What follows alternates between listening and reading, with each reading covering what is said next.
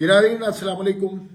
आज ख्वाजा साहब ने, ख्वाजा आसिफ ने एक प्रेस कॉन्फ्रेंस की और वो सियालकोट में अपने शहर में अपने लोगों से बात कर रहे थे। लेकिन जब भी वो बात करते हैं और कम ही सियासतदानों को इस बात का इल्म है या इस बात का तरीका आता है कि वो अपनी गुफ्तगू के अंदर कोई एक ऐसी खबर जरूर ब्रेक करते हैं कि जो आने वाले दिनों तक उसका इम्पैक्ट रहता है।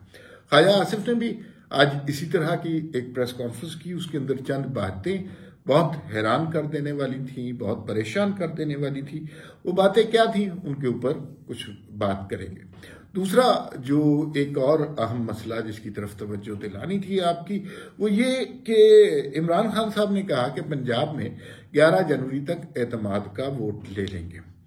अब ये एतमाद के वोट के लिए इनके अंदर एतमाद कहाँ से आया, और अगर ये इतना ही सहल था तो पहले एतमाद का वोट ले लेते, ये सारा मसला ही खत्म हो जाता। और दूसरा उन्होंने कहा कि असम्बलियां हम इसलिए नहीं तोड़ रहे कि अभी जरा कुछ मामला देख रहे हैं, इत्तेहादियों को भी बनाना पड़ता है। तो इत्तेहादी मानते हैं कि नहीं, यानी घूमगू की कैफियत है, कोई हतमी सर्टन कन्फर्म यकीनी बात नहीं हो रही। दरमियान में सिलसिला चल रहा है और इस सिलसिले में आगे हम देखते हैं कि पंजाब का क्या मुस्तकबिल होता है। अभी तक तो कुछ क्लैरिटी नहीं है खान साहब को। दूसरा, खान साहब ने कहा एस्टेब्लिशमेंट से कोई राब्ता नहीं।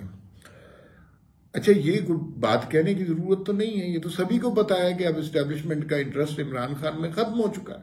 आप किसी को गाली दें और माँ बहन की गालियों वाले ट्विटर ट्रेंड बनाएं और फिर उनसे कहें जी कि बातचीत कर लें हमसे या हमारी बातचीत हो रही है, तो एस्टेब्लिशमेंट से कोई राब्ता नहीं है। खान साहब ने ये वो बात जो मतलब राइटिंग ऑन द वॉल थी वो बात बता दी। अच्छा, अब राइटिंग ऑन द वॉल होने के बावजूद जब कोई लीडर इस बात का इकरार कर लेता है तो उसके इत्तेहादी, उसकी जमात में बहुत सारे लोग होते हैं जिन्हें इस मुल्क की सियासत की बहुत अच्छी तरह समझ होती है, जो जानते हैं कि इस्टेब्लिशमेंट की मर्जी तायीद के बगैर ना कोई सियासतदान बन सकता है, ना कोई टीवी का प्रोग्राम कर सकता है, ना किसी की और कोई मजाल हो सकती है।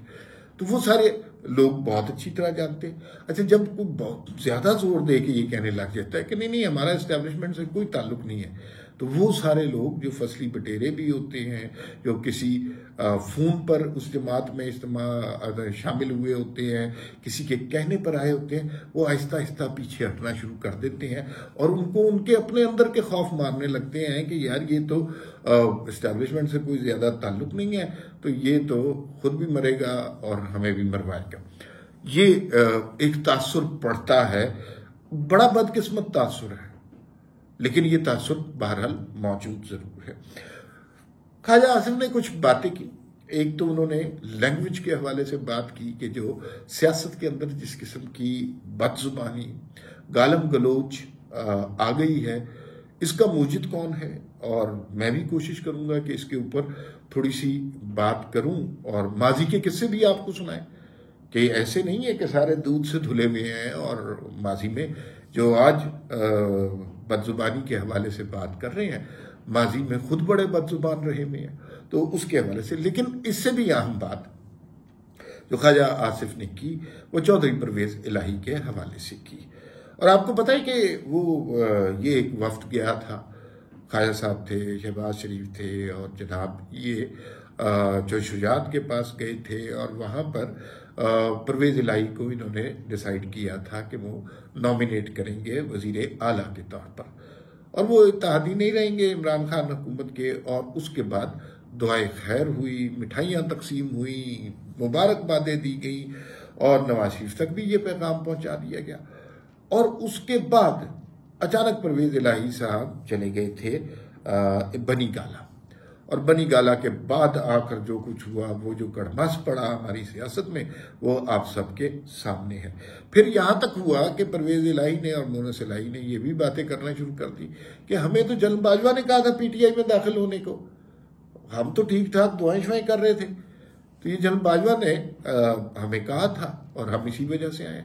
तो अब इमरान खान को असूलन तो समझ नहीं आनी चाहिए कि जलन बाजवा को गाली दें या दुआएं दें, क्योंकि पंजाब में हुकूमत तो परवेज इलाही की वजह से कायम है ना, और परवेज इलाही को जलन बाजवा ने कहा था।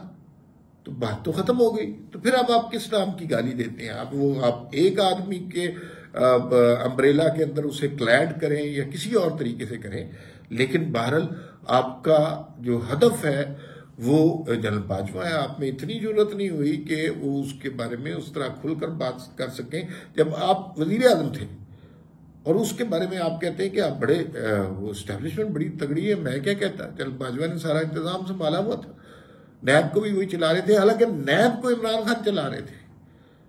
जनरल बाजवा को कोई इंटरेस्ट नहीं था नवाज शरीफ को सजा देने से, मरियम नवाज की वीडियोस बनवाने से या शाहिद खाकान अब्बासी। ये तो इमरान खान के जहन का फतूर था ना। इन्होंने क्वाइन किया था कि ये सारे चोर हैं, इनको लटका दें तो मुल्क ठीक हो जाएगा। इनको भी लटका दिया और मुल्क भी बर्बाद कर दिया। ये खान साहब की अपनी स्ट्रेटजी का नतीजा हुआ। अब चूंकि उन्होंने कभी इल्जाम कबूल नहीं किया, उन्होंने अगर बेटी का इल्जाम कबूल नहीं किया, वो अमेरिका पे डाल दिया, हुकूमत जाने में अपनी नाअहली का कभी इल्जाम कबूल नहीं किया। फिर जो है तोशाखाना में अपनी अहलिया के ऊपर जाहिर है सारे केसेस आ रहे हैं, और ये जो है ऑडियो लीक्स, इसमें भी वो नौजवानों पे डाल रहे हैं कि नौजवान इस तरह की चीजें सुनते। तो किसी ना किसी स्टेज पर तो आदमी को अपनी गलती तस्लीम करनी होती है, और खान साहब किसी भी मामले में अपनी गलती तस्लीम करने को तैयार नहीं है, और ये बड़ी अजीब सी सूरत हाल है। लेकिन जो असल खबर खालिद साहब ने थी वो उसके हवाले से कि जब ये पीडीएम वाले परवेज इलाही के पास गए और परवेज इलाही से गुफ्तगू हो गई, मामला तय हो गए और ये वो, तो परवेज इलाही ने ख्वाजा आसिफ को एक कोने में ले जाकर कान में एक बात की। अब सुनने के लायक है वो बात, और आप सुनेंगे तो आपको पता चलेगा कि ये क्या हो रहा है इस मुल्क में पॉलिटिक्स का। परवेज इलाही साहब ने ख्वाजा आसिफ के कान में, बकौल ख्वाजा आसिफ, और उन्होंने प्रेस में ओपन ये बात की है। ये कहा कि भाई बात ये है कि परवेज इलाही ने कहा ख्वाजा साहब आपकी नवाज शरीफ से बड़े करीबी ताल्लुकात हैं, वो आपकी इज्जत भी बहुत करते हैं, आपने मेरा एक काम करना है कि नवाज शरीफ को फोन करना है, और नवाज शरीफ को कल परसों तरसों अगले हफ्ते 3 दिन बाद 5 दिन बाद फोन नहीं करना, आज रात ही फोन करना है, और उसके अंदर हमारी तरफ से माजरत करनी है कि माजी में हमसे बहुत गलतियां हुई, बहुत लफ्जिशें हुई, और उसके लिए हम माजरत खा हैं। ये परवेज इलाही कह रहा है, जिसका बेटा टीवी पर बैठकर कह रहा है कि ये जो पीडीएम में जो कचरा नवाज शरीफ और आसिफ जरदारी है, ये तो कचरा लोग हैं, ये तो कहां से इकट्ठे हो गए। वही परवेज इलाही ये कह रहा है, इसलिए कि उन्हें इस बात का बहुत अच्छी तरह इदराक है कि जो कुछ नवाज शरीफ के साथ इस सोसाइटी में किया गया, या जिस तरह नवाज शरीफ को तोड़ने की कोशिश की गई, जिस तरह 3 दफा उनकी हुकूमतें खत्म की गई, वो कोई दुरुस्त तरीका नहीं था। और परवेज इलाही ने और चौधरी शुजात ने जो कुछ नवाज शरीफ के खिलाफ किया, मुशर्रफ का दौर हो या मौजूदा दौर हो या उस्मान बुज़दार का दौर हो, वो सब आपको पता है। तो वो जो कुछ किया गया वो जाहिर है उन्हें नजर आ रहा था कि अब परवेज इलाही उसी जमात के ताउन से वजीर आला बन रहे हैं, और फिर उन्होंने माफी तलाफी की दरख्वास्त की। ये है इस मुल्क की सियासत। अब वही परवेज इलाही गालम गलोच कर रहे होते हैं नवाज शरीफ के ऊपर। तो ये इनका दीन, ईमान, असूल, ज़ाब्ते, कवायद इन लोगों के हैं, और ये बड़े चैंपियन बने हुए हैं इस वक्त जमहूरियत की। अच्छा, जो गुफ्तगू की खालिद साहब ने कि बाजारी जुबान इस्तेमाल करते हैं, गालम गलोच करते हैं, ये बात बिल्कुल सही है कि पीटीआई ने उस गलाजत को एक अजीब तनज़्ज़ुल का शिकार कर दिया। मतलब पहले भी सियासतदान एक दूसरे के खिलाफ बात करते थे, और वो बातें बहुत बुरी होती थी, लेकिन इतनी बुरी होती थी नहीं, इतनी बुरी नहीं होती थी। एक कल्चर ही बन गया है कि कोई आदमी बात करे, जवाब में गाली दे दे, गाली दे के मैसेज दौड़ जाए, ट्विटर हो, प्रेस कॉन्फ्रेंस हो, क्या हो, थप्पड़ मारने किसी को। ये कल्चर बन गया है जो कि बहुत खतरनाक है, और इस कल्चर को पनपने में, इसको तरवीज देने में पीटीआई का बहुत हाथ है, इसलिए कि इमरान खान साहब की सारी सियासत ही इस गालम गलोच पर मुनहसर है। अच्छा, किसी टॉक शो में बात करेंगे कि पीटीआई की वजह से ये कल्चर पैदा हुआ, तो वो फौरन मिसाल निकाल देते हैं कि 90s में जो कुछ मुस्लिम लीग नून ने कहा था वो भी बहुत गलत था। मोहतरमा बेनज़ीर के हवाले से बहुत गलत गलत बातें की गई थी और की गई थी। शेख रशीद साहब उस वक्त वज़ीर इत्तलात होते थे, वो करते थे, लेकिन ये नहीं है कि वो नवाज शरीफ की मर्जी के बगैर करते थे, वो बिल्कुल करते थे। और बहुत कुछ होता था, तो पर्चियां गिरवा दी। नून लीग का रिकॉर्ड इस मामले में अच्छा नहीं है, ये मानना चाहिए। लेकिन जो लोग इस बात की दलील देते हैं कि नहीं, वो खान को इस तरह जस्टिफाई करते हैं कि चूंकि गुज़िश्ता सारे अरसे में आज से 32 साल पहले ये वाकया हो चुका है, लिहाजा अब हम इमरान खान को कुछ नहीं कह सकते। तो उसका जवाब सिर्फ ये देना चाहिए, अगर 32 साल पहले वाले वाकये को आप जस्टिफाई कर रहे हैं आज होने वाली गाली से, तो इसका मतलब है कि आपके जहन ने भी तरक्की नहीं की, आप भी 32 साल पहले खड़े हैं।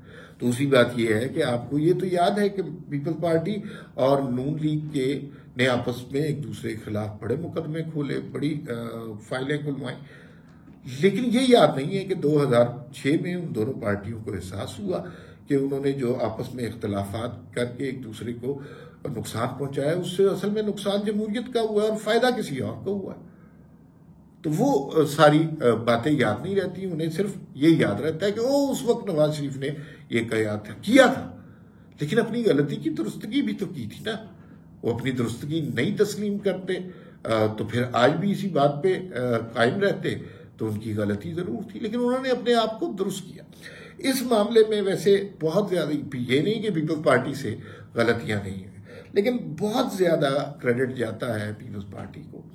उनकी तरफ से बहुत कम इस तरह के अफराद, इस तरह के लोग हमें सियासत में नजर आए जिन्होंने गाली गलोच को अपना शार बनाया हो, लोगों की तसीक, तौहीन और तजलील की हुई हो। ये उनकी तरफ से बहुत कम हुआ है। नून लीग की तरफ से माजी में हुआ, फिर उन्होंने अपनी गलती की तलाफी की। और इस दौर का सबसे बड़ा मसला इमरान खान और इमरान खान के हवारियों का वो गालम गलोच है जिसका कोई तोड़ नहीं नजर आ रहा। मतलब अब गाली का क्या तोड़ हो सकता है, इल्जाम का क्या? मतलब मैं आपको जानता भी नहीं, मैं कह दूं आपने अरबों रुपए खाए और मैं उससे रोज हूं, और मैं जैसे ही कहूं साथ ही एक पूरा सोशल मीडिया एक्टिव हो जाए, तो शाम तक लोगों को यकीन हो जाएगा कि आपने अरबों रुपया खाया है। तो ये इस माइंडसेट के साथ चल रहे हैं। किसी के खिलाफ भी कोई भी कैंपेन, कोई भी गलाजत बखेरी जा सकती है और उसके ये माहिर हैं। बदकिस्मती से ये इसको प्रोपेगेंडा नहीं मानते, बदकिस्मती से इसे ये विशस सर्कल सोशल मीडिया का नहीं मानते। अलमिया ये है कि ये इसे सियासत कहते हैं। सियासत ये बिल्कुल भी नहीं है, और खालिद साहब ने आज इसको वाजे करने की कोशिश की। फिर वक्त इतना ही, फिर मुलाकात होगी। अल्लाह हाफिज।